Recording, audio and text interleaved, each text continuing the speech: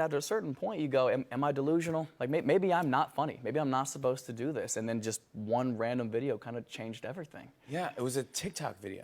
Yeah, I reluctantly started posting on TikTok beginning of last year. I've always hated social media. I think it's so negative and it just stresses me out. Yeah. But one day I was just like, how long can I go against the grain and it not work? So I started posting sporadically.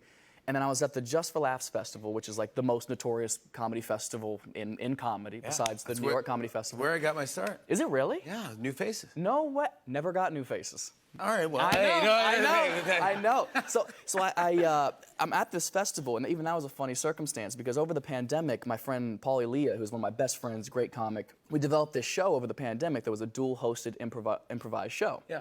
And Just for Laughs wanted to pick up that show for the festival, but they didn't want me.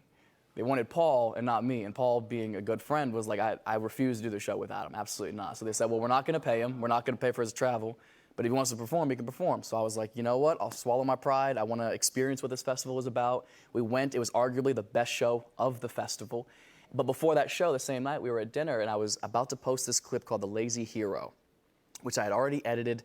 It was at a show in Phoenix, Arizona for like 75 people. And I was just sitting there, I was so depleted and depressed at, being at a place I wasn't even invited to perform at. Wow. And I was like, this is so stupid. Why am I even bothering posting this stuff? It's not gonna do anything. My friend was like, you already edited it. Just post it and then we'll have a fun time tonight.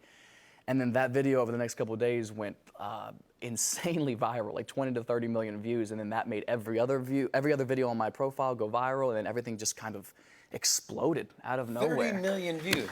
Yeah, dude, insane. Insane, life-changing, man. I'm so grateful. Isn't that wild how that happened? The irony in something you dreaded doing, changing your entire life. Yeah, so take more chances.